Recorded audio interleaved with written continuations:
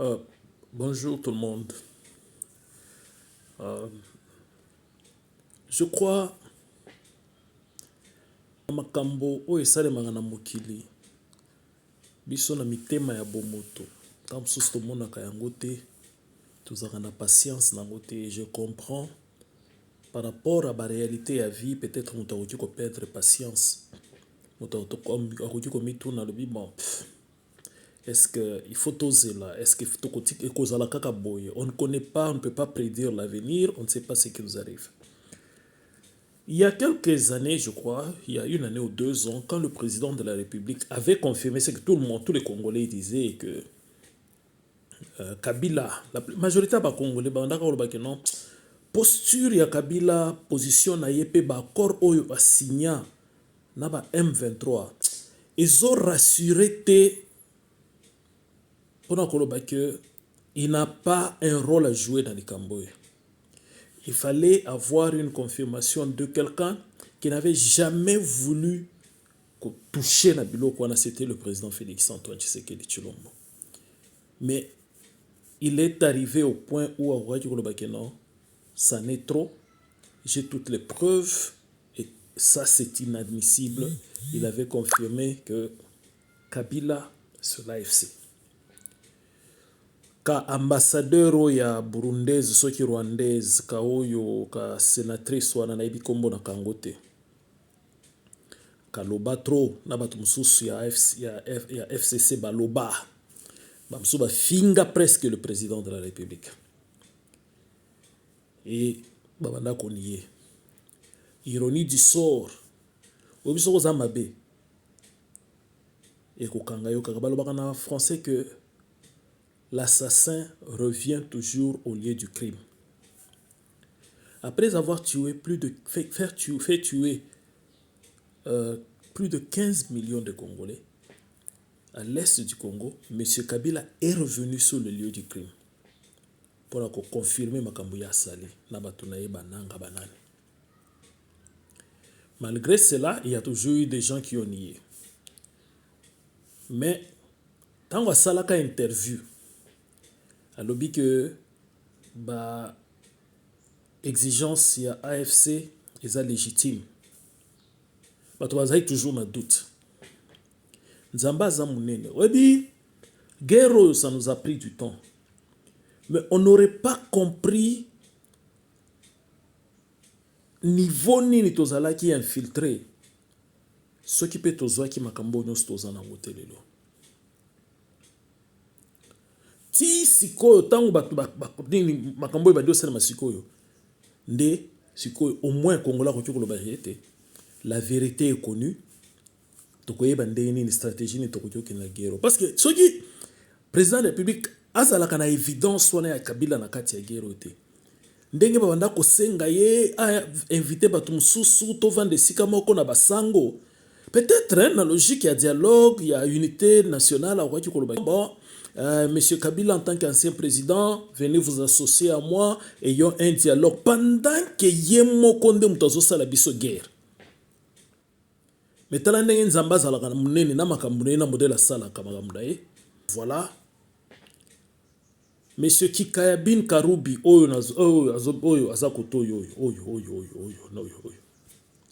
abeti lisolot alobi que Kabila na AFC M23 bazana ba objectif moko. Alors ce qui tozui siko bagambo Kikayabin Karubi alobi yango tozongisi yango siko na histoire et que tolobi que Kabila, M23, nani AFC, na ba nyonso o ba signa. C'est-à-dire que logique ya ko Kabola Congo, logique ya ko céder partie ya Est na Congo na Rwanda, logique ya ko reconnaître ba Rwandais o bazana côté ya Milembwe, ba biloko nyonso oyo esalema Kabila a un objectif na bango. Makambo bakoma koloba lelo sur le Rwanda qui deviendrait une langue officielle au Congo. Makambo bakoma koloba sur makambo ba Swahili, patati patata. Kabila est derrière ça. C'est-à-dire que un ancien président de la République, aujourd'hui rebelle, avec des objectifs de rebelle. Dans le bas qui il y avait une pièce, il y a pas pour que Congo avant de ce qu'on a que modèle na kokende, modèle na kosalela. C'était ça. Il fallait que ça arrive. Ceci devrait arriver pour que le lot toye basiko au moins. Tosto kangi batu nyonso mupiko. Quelle est l'étape suivante? Nani mususu akoya abima.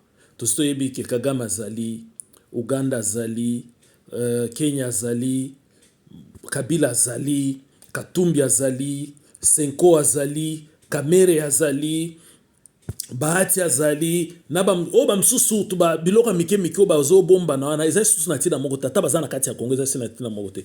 Ba tête d'affiche oyo oba zo former noyau ya eloko oyo ezo bundisa Kongo to sito yebi bango. Na epte soki mususu oya omona na neti soki sango neti pape bien président ya États-Unis nda oya soko bakisama pour que non eza lisouté o sengela to yeba bango wana et même si mindele bazali na sima eloko yo bazali ko utiliser ba poupette na bango o biso to yebi pe to ko deal na bango sikoyo. C'est une très bonne chose. Ça nous a coûté du sang, ça nous a coûté des vies, ça nous a coûté beaucoup du temps.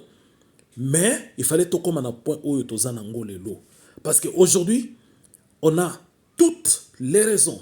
Il y a Kokanga, PPRD, Kokanga, FCC, arrêter certains politiciens qui sont encore au Congo. Il y a même eu un dossier. Dans le ministre des Travaux publics, comment il s'appelle encore suppléant naye, il paraît que Zali oyo mutu ya M23 oyo oya menasaka biso abike soki toko vivre ensemble te toko kufa biso nyonso ensemble Nyarugabo. Mais yo ministre ngana ngazala uzaka membre ya UDPS. Mais comment suppléant na yo akoki kozala ka ndeko na yo Munyamurenge? Et que azala suppléant na yo mutu ya UDPS. Donc, ça veut dire que tu dois comprendre que même au niveau du gouvernement central, Batongo Bazali. Attends, la président Minou, attends, le président Fleur, attends, la loge président Toyebi Bazali. Mais Ebani Sakabiso le système, le cola, Oya Bandako Bombama. La dernière pièce pour former puzzle Mobimba. Oya Bandako Bomba na Siapi Mi, Suko Toyebi et l'Okoni nous a dit Salema. Et c'est pourquoi il y a beaucoup de gens qui disent que la guerre est terminée. Il y a trop ataba infiltré bazali côté à Congo bazali sous na makasi mo côté po banda ko bomba ma oya banda ko tinda bango ko pesa bango ba instruction ko sa nini ataba officier sous. Et aujourd'hui la position d'être congolais se radicalise autour de tous les Congolais pour dire que on doit mettre fin à ces situations. Kabila, ce ne sont pas les milliards que tu as volés du Congo qui vont te sauver cette fois-ci. Nous sommes avec toi, Togosi le Salikambo Oyo. Je demande à tous les Congolais de comprendre une chose. Le pays était et est en danger. Mais la bonne chose, la bonne nouvelle est que nous connaissons à qui nous avons affaire aujourd'hui et on saura comment s'y mettre. On a besoin d'être ensemble pour en finir avec tous ces gens qui nous ont causé ce tort. Nous savons qu'il y a des infiltrés parmi nous, des traîtres parmi nous. Ils vont payer. Nzambe akobimisa bango moko na moko. Moni ba komu koloba sans ko contrôler biloko nini bazoloba bazoba tetala nanga kenda koloba ke Kabila Sekedi chilo mbozoni nga batu bakufa combien pondi ma dialogue. Est-ce que vous comprenez muto et salaka bien? Akoki ko bandolo biloko ndingwana. Babandi ko bima. Ba komi ma boma bazoba sous place ba kovanda te bazoba sous seloko ba koloba te. Nzamba zo sala. Boko suka. Le Congo appartient aux Congolais et on restera aux Congolais. Que Dieu bénisse la RDC.